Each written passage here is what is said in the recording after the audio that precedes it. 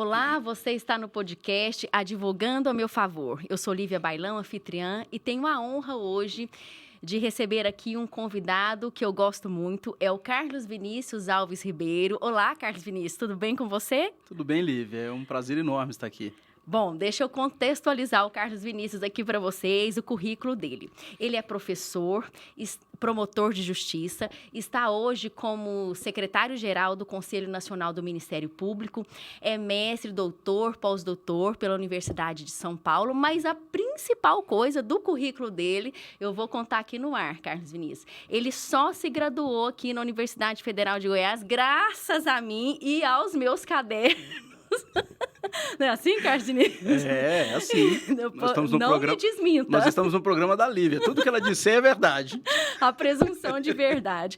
Mas brincadeiras à parte, Carlos Vinícius, temos uma amizade, você é uma pessoa muito querida. Estou muito feliz de você estar aqui comigo hoje. Esse é um projeto dessa minha nova fase, né, em que eu junto a psicologia com o direito e tento trazer como que nós, profissionais que escolhemos carreiras jurídicas, podemos ter um maior contentamento com a nossa profissão, olharmos em perspectiva, não nos identificarmos com as funções que nós exercemos, né, de autoridade, você como promotor de justiça, pessoas que estão na magistratura, nas carreiras da advocacia, como que a gente pode lidar muito na vida com isso. Você sabe no direito, melhor que eu, que a gente trabalha com a razão, né, Carlos Vinícius? Com o enquadramento, com a razão. E hoje, nós temos um assunto aqui para tratar, que é sobre inteligência artificial. Como que você entende que a inteligência artificial e o autoconhecimento, claro, mas isso nós vamos juntar ali para frente. Mas para a gente começar a conversa, como que você entende que a inteligência artificial pode ajudar nesse trabalho do manejo jurídico, racional, de enquadramento, de argumento? Como que a gente conjuga tudo isso hoje, de acordo com a sua experiência? Lívia, se você me permite, já que você me cumprimentou, eu queria também cumprimentar e dizer da satisfação que é estar aqui com você hoje. Obrigada, Você meu que amigo. sempre foi uma mulher multifacetada, né? Você com um olhar jurídico, mas sempre também com o pé nas artes e depois muito Sim. preocupada com o outro, inclusive nas suas atividades não profissionais, nas suas atividades espirituais, religiosas.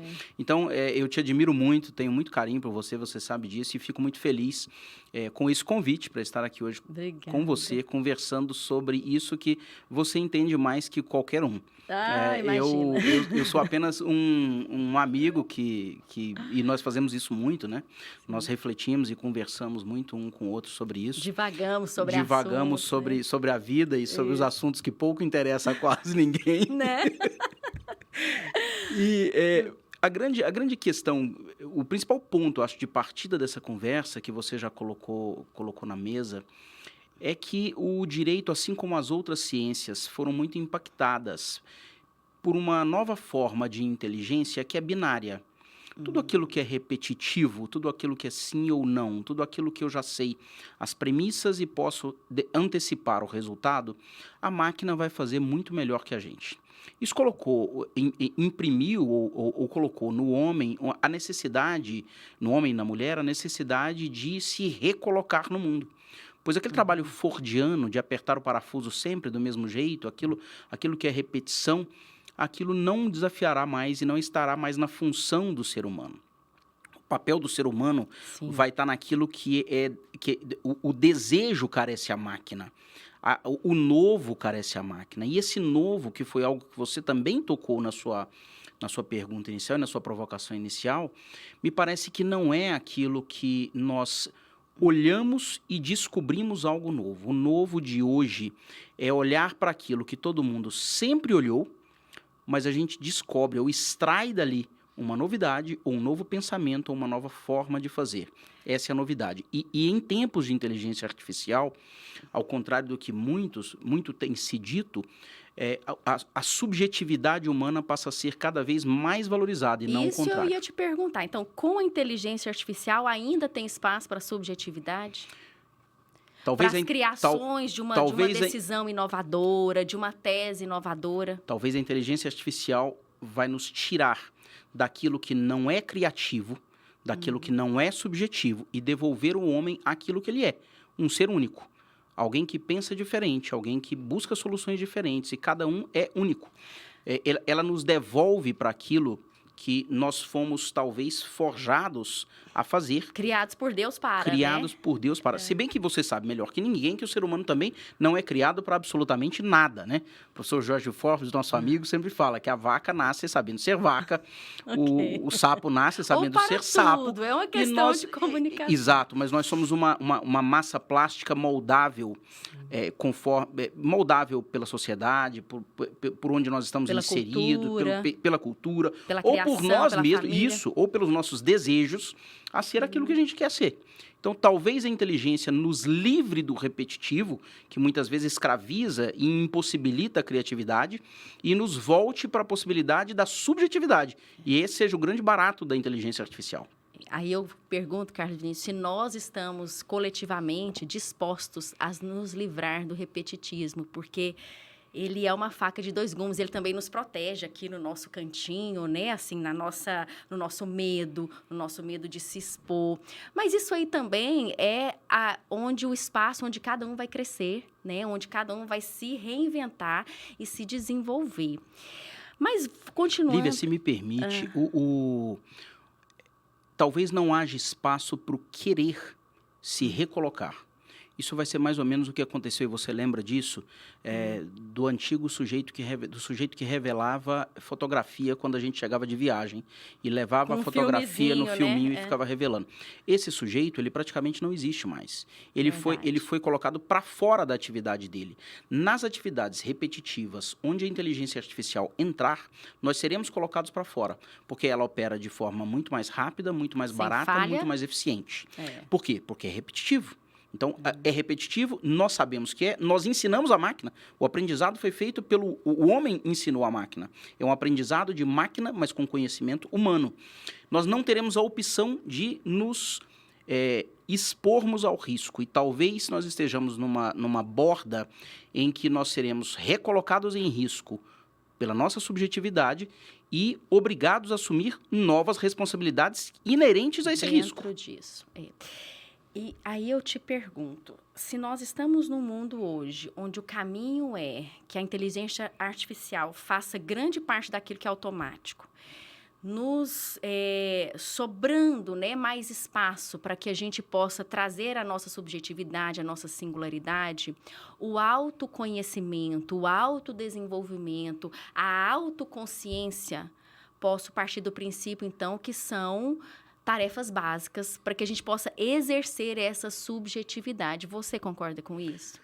Eu concordo, tanto que eu vou te contar algo que eu não te contei ainda, que Você essa faz semana... terapia? Eu faço Conta terapia. no ar. Eu faço terapia. Mas que eu não te contei ainda que na semana retrasada, um amigo, um professor que você conhece, que eu já falei daqui hoje, o professor Jorge Forbes, me liga e diz que está lançando uma pós-graduação em psicologia na era da inteligência artificial, e ele queria que eu fizesse parte do grupo com ele. Então, hoje eu acabei acertando para entrar nesse grupo. Então, eu acredito tanto na necessidade do autoconhecimento para nós enfrentarmos essa nova era, que a gente E aí, hoje, conversando com outro amigo, eu fui contar isso a ele, antes de vir para cá, que eu iria fazer parte desse grupo, e ele falou assim, mas para que você está fazendo isso? Não tem sentido. Eu falei, tem sentido para todo mundo. Tem sentido para todo mundo, porque nós estamos numa nova era, nós temos que nos reconhecer, eu tenho que saber quem sou eu e como eu me posiciono. Se eu não souber isso, eu serei um ser humano perdido, um profissional perdido, e isso impacta na vida de muita gente.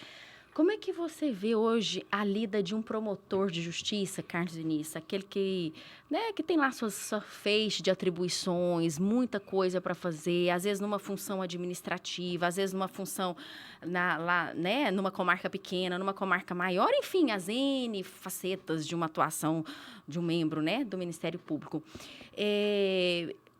Em relação a essa questão do autoconhecimento, você entende que isso ajuda no exercício da profissão? Isso torna a pessoa mais vulnerável? Como você enxerga essa questão hoje, para o membro da carreira que você pertence?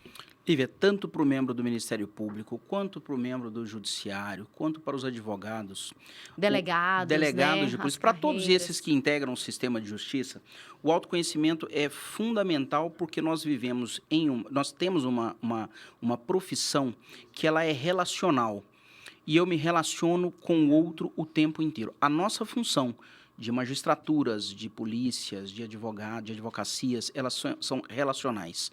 Eu só consigo me relacionar com o outro se eu me conheço.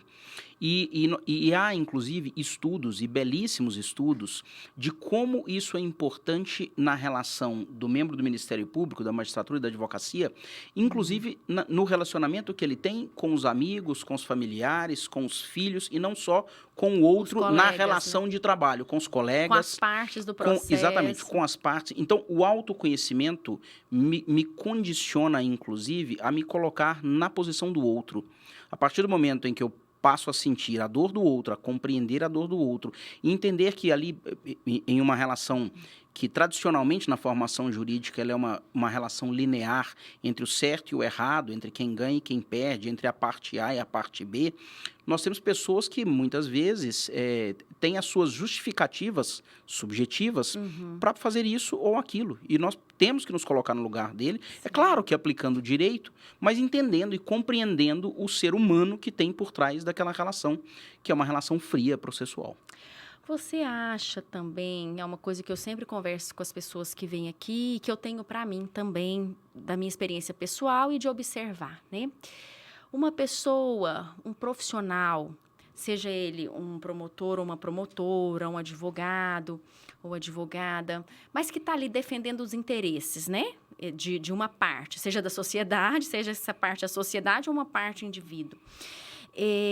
Se ele tem esse trabalho de mergulho interno, desse olhar para ele mesmo, ele tende a litigar menos e a mediar mais, por exemplo, ele tende a uma visão de composição mais do que a de litígio. Como é que você percebe? Porque isso é muito subjetivo, assim, isso é muito sutil, isso que eu estou falando, não é subjetivo, sutil. Mas você acha que isso é possível fazer essa correlação? É possível e eu consigo enxergar que de 20 anos para cá Sim. houve uma mudança profunda nisso. As pessoas passaram a buscar mais o autoconhecimento. E as pessoas passaram... Quando nós nos conhecemos muito pouco, e aí eu estou falando por uma experiência muito pessoal, nós passamos a firmar posições e não saímos dela. Então, nós ficamos presos naquela posição e brigamos por ela, muitas vezes. Se você sai daquela posição e transita entre todos os interesses, passa a ouvir todo mundo e participar de ver tudo... em perspectiva. Esse afastamento e essa compreensão de tudo, porque nós temos a capacidade, e a nossa subjetividade permite isso, de compreender. Apesar de não concordar com tudo, nós somos capazes de compreender o outro, inclusive quem a gente não concorda. Esse afastamento passa a nos permitir, nessas relações processuais e humanas, a buscar não que o meu entendimento ou a minha pré-compreensão seja vitoriosa ou seja reconhecida como a melhor, mas a gente passa a buscar o que nos faz, o que nos une, e não o que nos separa. Em resumo, a gente exercita abrir mão da razão. É isso. É isso. Nós temos... Nas nossas relações... Em todas as relações. Veja, nós estamos passando, talvez não só no Brasil, mas no mundo todo, por uma grande polarização. Polarização de ideias. Essa grande polarização, talvez em maior medida, seja por conta exatamente desse agarramento a posições ideológicas, institucionais ou políticas, ou seja lá o que for, em que eu agarro aquela posição e não consigo sair dela. Enxergar e eu passo que o outro tem direito à posição que eu tenho. Não apenas direito, mas o outro, eu posso não concordar com o A, mas eu posso concordar com o B, o C e o D, que ele também concorda. E nós não precisamos litigar pelo A. Se eu tenho toda uma rede de convergências em que a gente pode trabalhar. Então, nós ficamos brigando pelo A e todo o resto está ali, que nós poderíamos estar avançando como cultura, como sociedade, como ser humano. Então, esse, para mim, é uma mudança que eu observo nas instituições de um tempo para cá, é uma mudança fundamental. A flexibilização? A mediação de interesse, a despolarização. Tá. Isso no Brasil isso fica mais claro ainda, e aí voltando agora um pouco para o direito, quando a gente percebe que o Brasil deixa aquela base romano-germânica do A contra o B e aproxima-se de uma base americana, anglo-saxônica, em que você permite muito mais mediações onde antes não existia. Eu vou dar um exemplo. Você amplia o leque de mediação na área criminal, você amplia o leque de mediação na área da improbidade. Isso é algo civil, em todas as áreas. Então, nós estamos... O profissional do direito não é aquele que luta por uma posição, mas é aquele que consegue mediar os seus interesses nas posições antagônicas. É garantir os nossos interesses em meio a toda divergência, porque nós não somos divergentes em tudo. Nós temos que buscar a convergência e nela progredir. Você falou aí muito legal, né, da pessoa que tem o autoconhecimento não cristalizar naquela posição, né? Então, eu falo que mediar significa abrir mão, significa abrir mão da razão, abrir mão da sua postura aguerrida, significa olhar o outro, expor o seu limite, expor a sua vontade, dizer eu vou até aqui, isso eu realmente recuo e reconheço. E do tempo, Lívia, nós temos que ter a percepção que cada um, por conta do autoconhecimento, cada um evolui a um tempo.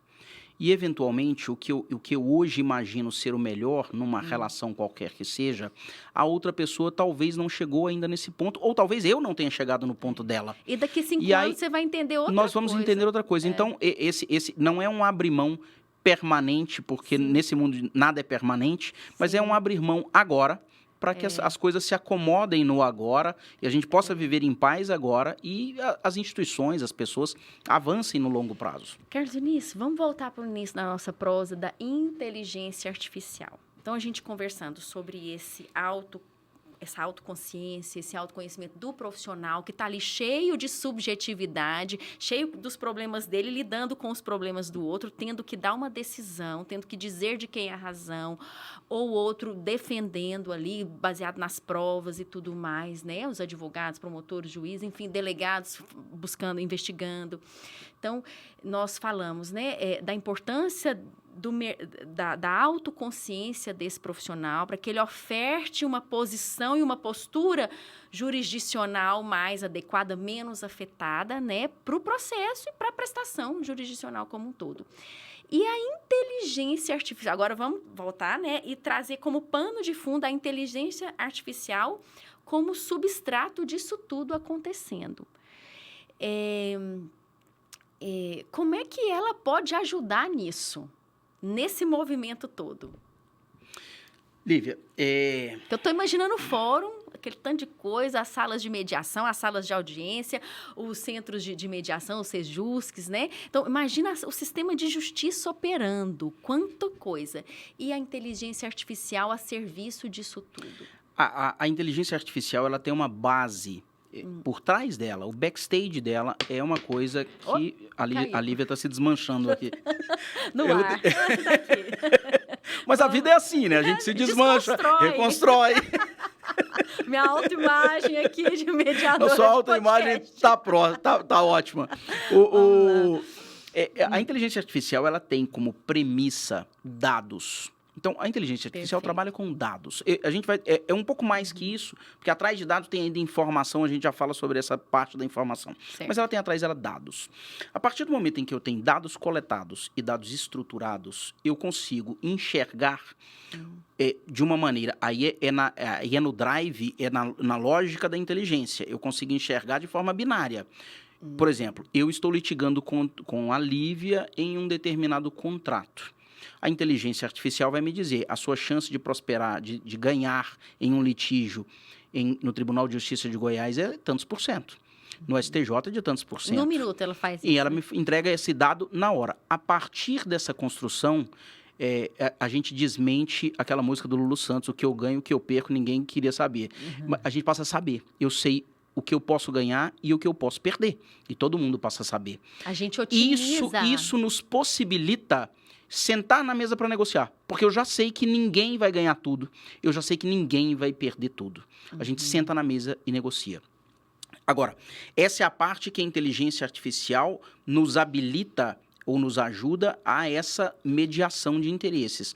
Mas tem a parte que a inteligência artificial nos livra do trabalho. Se você imaginar um juiz ou um promotor de justiça que trata de execução penal simplesmente, de calcular quantos dias um preso tem que ficar preso ainda, aquilo é algo que a inteligência artificial faz muito melhor que qualquer matemático. Ele consegue calcular o que o sujeito cumpriu de pena, o que ele tem de pena a ser descontado e quanto tempo ele tem que ficar. Ou seja, eu não preciso de gastar uma mão de obra onerosa, cara, subjetiva, capaz de gerar... Está dedicada a outras coisas. A outras né? atividades, inclusive para o próprio sistema prisional. Ele poderia usar a subjetividade dele para melhorar o sistema prisional, para trabalhar em política pública do sistema prisional, mas ele fica preso em cálculo que a inteligência artificial pode substituir e liberar aquela mão de obra para outra finalidade. Não, é fantástico. Assim, eu não sou contra nem a favor. Eu observo, acho que a gente tem muitos ganhos, mas como tudo, né, não vem isolado, é um pacote completo, né? Nós temos que nos reposicionar e mais. Como a tecnologia, assim, sem ser da inteligência artificial, essa tecnologia que a gente usa aqui... De smartphone, né? E nesse ponto, acho que a gente não tem... Como essa tecnologia também, nós não temos nem como opinar em ser a favor ou contra, porque é um fato posto, não tem como voltar. Então, assim, é uma nova borda do mundo e nós não temos como voltar. Então, nos reposicionar e viver a nossa subjetividade a partir disso. A partir disso, Eu fico pensando, Carlos Vinícius, quando os computadores vieram, né, e começaram a se popularizar, enfim, aqueles caixotões, aquela coisa toda, qual que era a promessa? Não, agora o computador nós vamos fazer mais rápido as coisas, né, com mais facilidade do que, datilografar, pensa, o processo todo datilografado. E que a gente vai ter mais tempo para descansar, para aproveitar a vida. Aí, olha como que as coisas avançaram, né? O nosso tempo, ele é mais escasso ainda e quanto mais a gente faz, mais a gente quer fazer, não para. Aí eu fico pensando, nossa, nós temos, enquanto sociedade, enquanto coletividade, ter muito cuidado, porque a inteligência artificial vai abreviar muita coisa, ela vai fazer muito mais rápido, como você disse, e muito mais eficiente. E a tendência é que a gente, então, se dedique à nossa subjetividade, criatividade, crescimento. E aí é onde eu quero apostar no humano que isso vai dar certo. Percebe? Porque se a gente for nesse passado recente dos computadores, não dá para falar que piorou nem melhorou, mas pegou um caminho frenético, que a gente ficou robotizado, escravo. Aí eu penso, será que nós vamos nos escravizar também? Esse é um limite que nós vamos ter que nos impor ou criar. Eu me lembro, você estava falando isso agora e eu estava me lembrando, em 2004, quando eu assumi a minha primeira promotoria, Estrela do Norte, uma metrópole na região norte do estado de Goiás, em que 6 horas da tarde fechava o fórum e a promotoria, eu ia para a casa onde eu morava e nem computador tinha ainda, porque era discado a internet, então tinha computador no trabalho. A partir dali, das 6 da tarde até o outro dia, quando eu começava a trabalhar, você tinha a liberdade de fazer o que você queria fazer. É óbvio que em determinadas circunstâncias você tem pouca liberdade para fazer o que você quer fazer, mas você tem tempo livre. Quando o smartphone, principalmente, passou a ocupar a nossa vida, todos nós não temos mais tempo livre. Nós trabalhamos o tempo inteiro. Se você não se desligar, ou se você não se impor um tempo de desligamento, ou para fazer o que você precisa, ou para descansar, ou para se dedicar à sua subjetividade, você não consegue fazer nada mais. Ele te consome integralmente. Então, dizer que o smartphone, ou a internet, ou a tecnologia te auxilia é uma verdade. Mas dizer que ela consome integralmente e aumentou o consumo do seu tempo é também uma verdade. Esse limite nós vamos ter que nos impor em algum momento, porque a tendência é que a inteligência artificial faça o mesmo. A partir do momento em que ela me substitui, ela passa a ser um assessor. Ela faz com mais eficiência o que um assessor poderia fazer, mas ela vai me obrigar a ocupar esse tempo com outras atividades. E a partir desse momento, nós podemos criar um novo ciclo de prisão, como esse da comunicação rápida criou. Quer dizer, assim, a gente precisa de muita maturidade para não entrar no engodo e nesse enredo que hoje o smartphone e agora a inteligência artificial pode gerar. Porque a gente pode ceder a isso aqui e ir sem fim. E é um poço sem fundo. Então, eu acho que esse mundo da tecnologia, quero te ouvir sobre isso, nos convoca a uma postura madura conosco, a fazer escolhas favoráveis a nós. De falar assim, não, eu quero, mas eu decido. Agora não. Eu vou para uma conversa com o meu companheiro, minha companheira, deixar isso aqui na gaveta, escondido, por enquanto, para que eu possa estar com o meu tempo de qualidade ali. Porque senão a gente tá e não tá em todos os lugares, né? Você veja que passa a ter até uma certa etiqueta. Se você lembrar, quando começou o telefone celular, aquele telefone quadradão, o grandão, que transmitia só voz, aquilo era muito chique, né? Quando você tinha... O sujeito pendurava na cintura, ficava carregando aquele tijolo na cintura. Né? Era um status aquele negócio. O tempo foi passando e hoje quando você Nextel, senta... eu tinha Nextel. Tinha o Nextel. O Nextel era para o pessoal de São Paulo, era chique ter Nextel. Eu tinha... Que Nextel com as amigas, era ótimo. E quando você o tempo vai passando e nós vamos percebendo que se eu sento na mesa para conversar, tomar um vinho e receber minha amiga Lívia, se eu abro o meu celular, tem um universo de demandas e de outras conversas ali que me tira do momento que eu estou com a minha amiga Lívia. Então a gente passa a nos impor uma etiqueta de, não, eu sentei, não tem celular. Aqui eu estou com a Lívia. Então, eu recorto aquele período para estar com uma pessoa ou fazendo determinada atividade. Isso nós vamos ter que nos impor. O tempo inteiro na sua fala, você tocava no assunto tempo, que é algo que permeia não só os tempos modernos, mas permeia a vida humana. Se você bem pensar, essa variável, que não é uma variável de vida, porque na vida ela é permanente, o tempo sempre nos impõe algo, mas essa variável, tempo, ela está presente na nossa vida desde sempre. É o tempo da nossa mãe engravidar, é o tempo de gestação da nossa vida, é o tempo da nossa vida, que é entre o nascimento e a nossa morte. E para os que creem, é um tempo depois da vida, que é seria uma outra vida. Então, o tempo é algo que é uma constante e pouco refletida. A gente reflete muito pouco sobre tempo, apesar de ser uma constante em nossa vida. O Aristóteles dizia que o instante, que é isso que a gente tem agora, né? O agora, o instante é a conexão entre o tempo passado e o tempo futuro. E quando a gente junta tudo isso que a gente está falando em torno do tempo, e traz um outro elemento que é a informação, as coisas ficam ainda mais interessantes. Quer ver só? Vamos lá.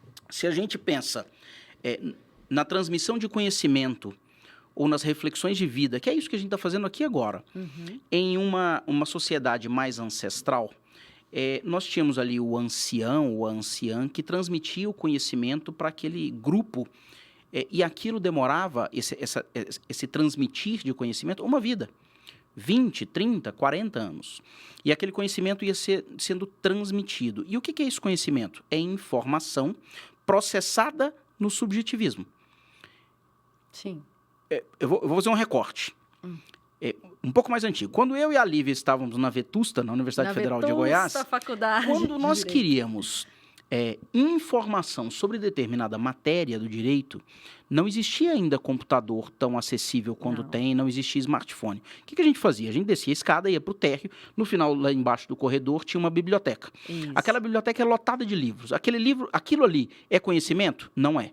Aquilo ali é informação. Tem muita informação naquela biblioteca. Quando é que vira conhecimento? Quando eu processo ela dentro do meu subjetivismo. Tanto que você pega uma informação, eu pego a mesma informação criamos coisas conhecimentos diferentes. E criamos coisas diferentes. Naquela época nossa, já tinha ali um tempo para se adquirir aquele conhecimento. Não era tão simples quanto as pessoas acham que o conhecimento é adquirido hoje. Mas vamos voltar lá no ancestral. Então, gastava-se ali 20, 30 anos para se adquirir um conhecimento. Então, a relação entre tempo, informação e conhecimento era uma relação que se protraía no tempo. Perfeito. Depois veio os desenhos ali rupestres, nas cavernas, e algum conhecimento se passava ou se perpetuava no tempo. Sim. Depois veio o papiro e você passa a pegar esse conhecimento de agora e alongar um pouco mais. Então, o primeiro conhecimento o sujeito tinha no período de vida, o ancião, depois ele fazia um desenho rupestre, depois o papiro, depois veio a imprensa escrita e eu tenho o livro, que esse conhecimento pode durar ainda mais tempo. Perpassar gerações. Gerações. Etc. Só que isso demora. Isso tem um tempo de transmissão. O que acontece hoje A Barça, aí veio a Barça. Aí veio o vendedor de Barça. Aí veio o vendedor de Barça. É muito icônico, né? Assim, de uma era isso. É uma era. Marca um tempo, né? Marca um tempo. E depois você tem, passado mais um período, você tem informação circulante em um tempo muito rápido. A produção de uma informação hoje em qualquer lugar do mundo, no mesmo instante, ela chega em qualquer outro lugar do mundo. Do planeta.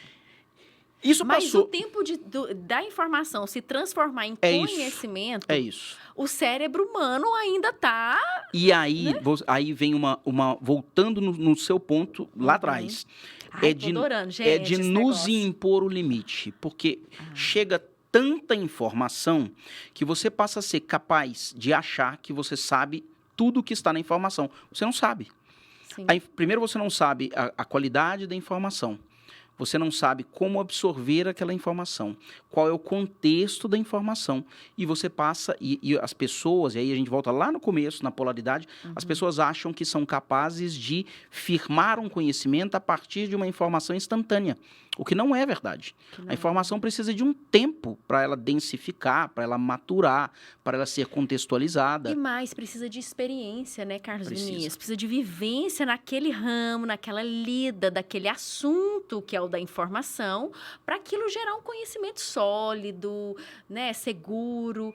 É muito louco o que a gente está fazendo hoje coletivamente. Ao mesmo tempo que essa gama de informações em tempo real, como você disse, né, a gente for pegar lá do início até agora, meu Deus, é outra era, é outra coisa.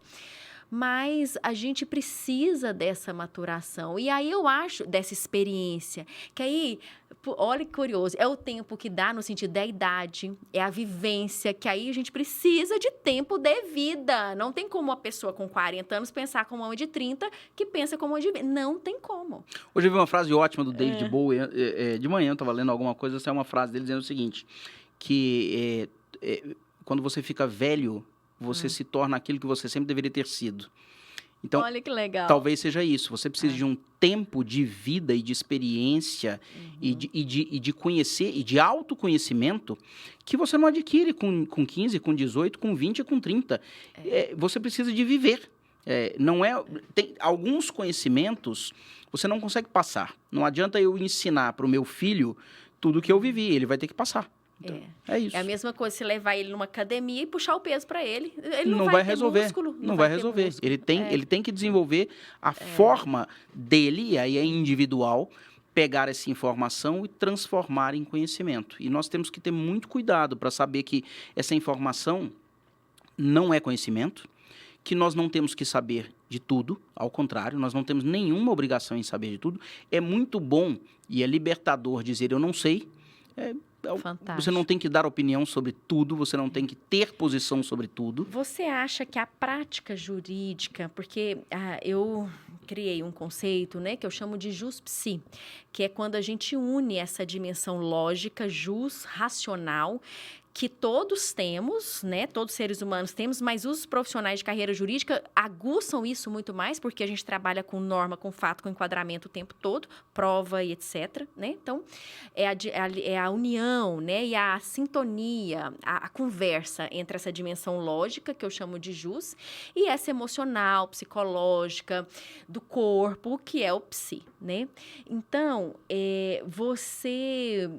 dá pra gente... Perdi meu raciocínio. Você ia dizendo, para tentar conciliar esse raciocínio lógico, enquadrado nessa subjetividade da psique humana. Era algo assim. Isso. O conceito jus-psi é essa proposta de lidar, de fazer essa comunhão, né? De a gente não ficar andando e resolvendo os problemas só aqui. na razão, porque o seu corpo sente incessantemente como o seu sangue corre nas veias, e você está o tempo todo sentindo coisas, e você abafa, e você engole coisas boas, prazerosas, coisas não prazerosas, que te deixam medo, que te deixam com raiva, e a gente vai mantendo, olha aqui, que lindo, e tentando argumentar tudo. Lembrei. Você acha que nós que operamos muito no jus aqui nessa dimensão, temos uma tendência em entrar nesse lugar que você falou, de saber o que é certo e errado? Porque ao mesmo tempo que é incisivo, argumentativo, aí já cria também um automatismo de que eu sei o que é certo e errado. Aí chega em casa com filhos, marido, esposa, etc., pais e mães, e vai querer ter solução para tudo. Mas era isso que a gente falava no começo. A nossa escola de formação, nós fomos ensinados numa lógica muito binária, portanto, é uma lógica muito de inteligência artificial. É o certo e o errado, é o sim ou não, é a pecinha de Lego que encaixa perfeitamente ou não encaixa. E ou o é sim humano ou é não. Assim, a subjetividade. Não é assim. E aí, quando você é formado na sua graduação assim, você leva isso, o cachimbo entorta a boca. Sim. Você leva para a relação com o seu filho, com a sua esposa, com o seu marido, com os seus amigos, você leva isso para as outras relações. Então, essa é uma tendência. Mas sabe que eu não consigo ainda dizer se há uma outra forma de se ensinar o direito, pelo menos numa primeira fase, que não seja essa. Eu te explico a razão da minha dúvida, e é uma dúvida mesmo. Se nós formos para isso que você já está desenvolvendo agora, que nós estamos aceitando agora, que é a conexão entre a lógica jurídica e a subjetividade do corpo e da psique, se nós formos para isso imediatamente, nós corremos um risco de extrair completamente o lógico e inserir o fluido, que para uma certeza, claro que essa certeza que eu estou dizendo é um artifício, e a gente sabe disso. Para uma certeza de uma relação jurídica passa a ser perigosa. Quando a gente adiciona isso que você cria agora, com um profissional que tem 20, 30 anos, que tem idade, que tem vivência, que tem experiência, maravilhoso. Vai dar certo. Se a gente pega isso no menino na época que nós entramos na faculdade e você não ia nas aulas, não vai dar certo. Gente, vamos... Ele tá me devolvendo. Vamos terminar o raciocínio que eu vou tirar a prova agora. Veja que a vingança, você tem que esperar o momento. Que horror, eu tô chocada. Então, veja, o que eu tô dizendo as duas coisas devem caminhar juntas, mas uma não sobrepor a outra, pelo menos em um momento inicial.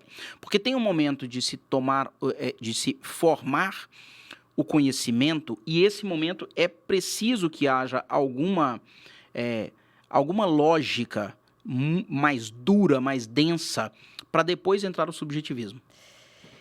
Eu entendi o que você está falando. Vou te fazer uma provocação enquanto professor que você é. Entendeu? Né? Mas não concorda, pelo visto. Mas assim, eu tenho um apontamento a fazer. A provocação como professor, você acha que, por exemplo, inserir na faculdade de Direito, e você que já fez toda a carreira de graduação, mestre, doutor, pós-doutor, etc., no Brasil, fora do Brasil, enfim, inserir disciplinas e propiciar situações para se tocar nesse assunto de saúde mental, equilíbrio emocional, do profissional da área jurídica, de qualquer esfera, de qualquer carreira.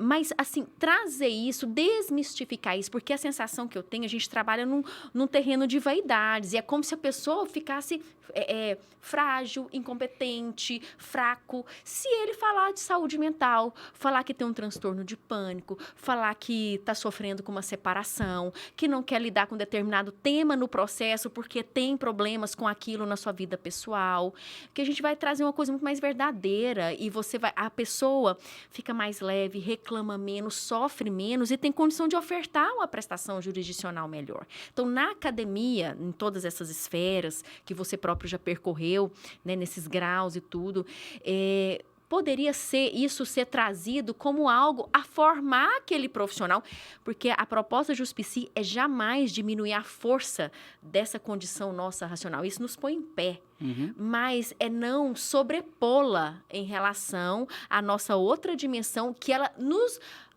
bobo de nós achar que ela não nos domina, porque ela domina. O inconsciente, a psique, o padrão, a crença, ele domina a gente. Claro. Né? Então, a ideia é equilibrar. Então, na formação dos profissionais, seria uma boa medida a gente trazer isso?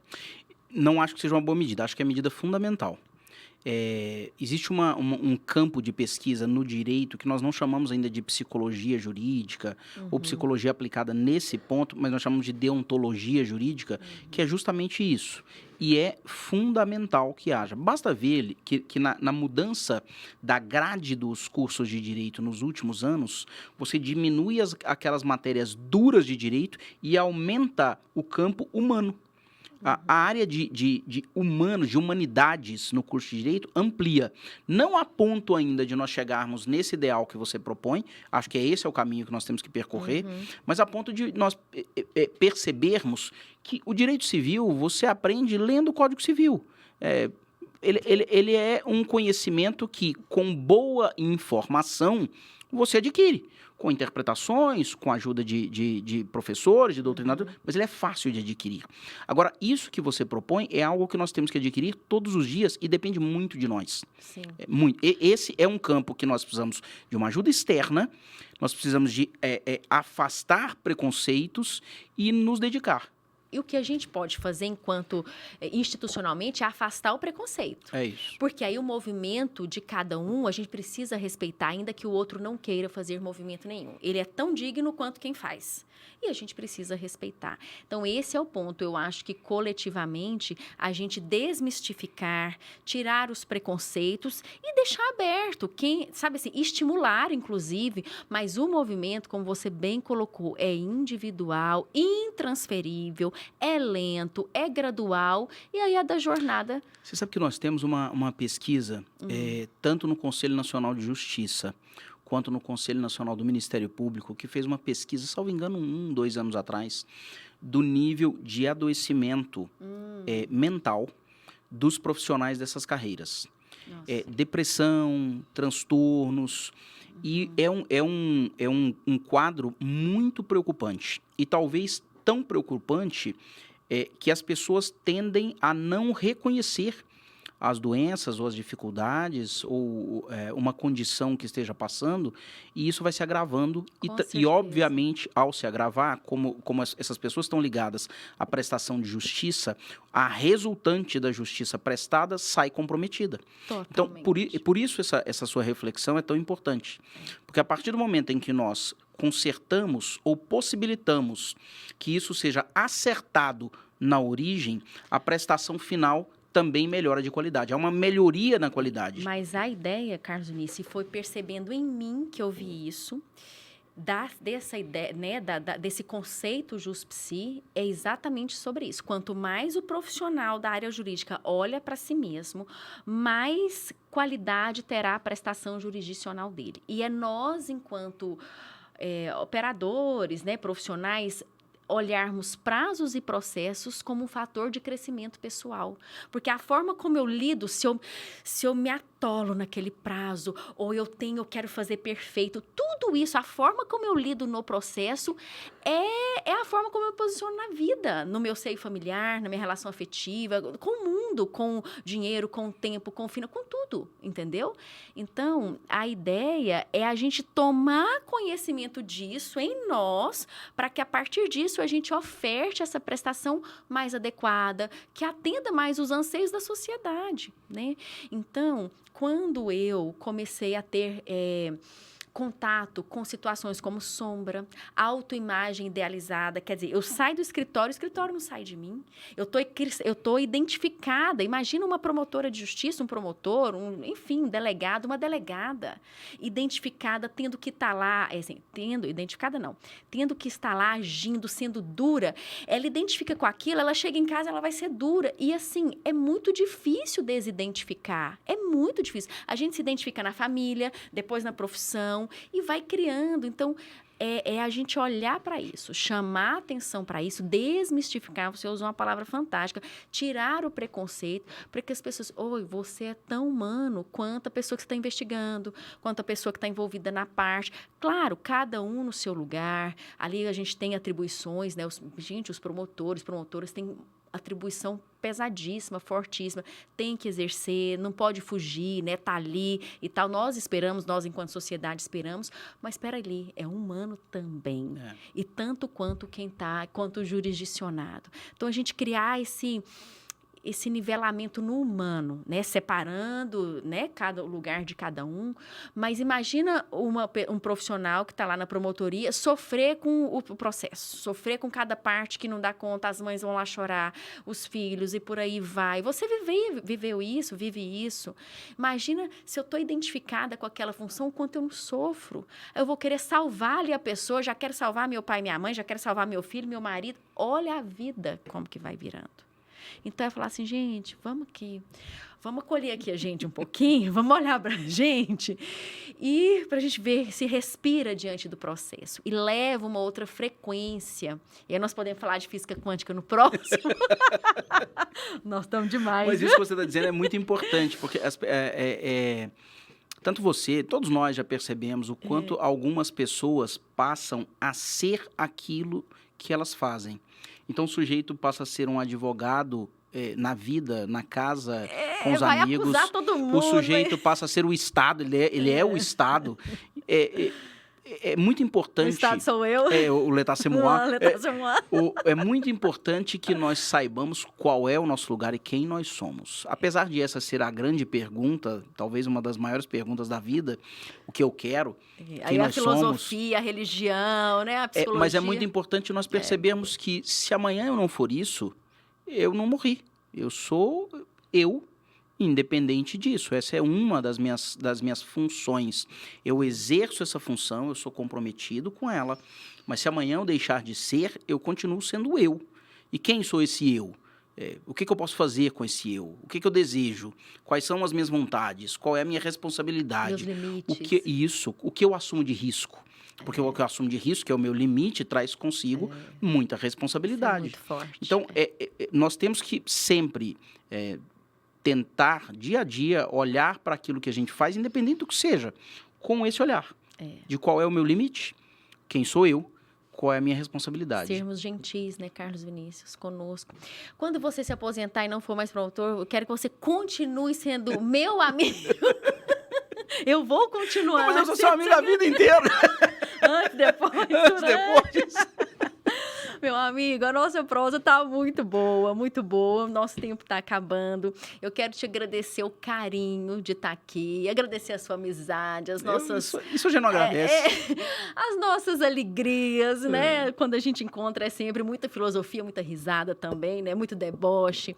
Mas foi muito bom ter você aqui e já fica o convite para você voltar, para a gente explorar outros temas, outras reflexões que são parte, né, da nossa vida, tá bom? Muitíssimo obrigada. Lívia, eu que agradeço. Quantas vezes eu for convidado para estar aqui ou em qualquer outro lugar para a gente conversar, dar risada, sempre os nossos encontros são momentos de vida feliz. São muito obrigado por tudo. Beijo grande. Obrigada, meu amigo. Muito obrigada. Eu quero agradecer ao Sistema Sagres de Comunicação pela disponibilização desse estúdio, de todos os recursos tecnológicos e agradecer você por ter estado aqui conosco. Um abraço e até o próximo episódio.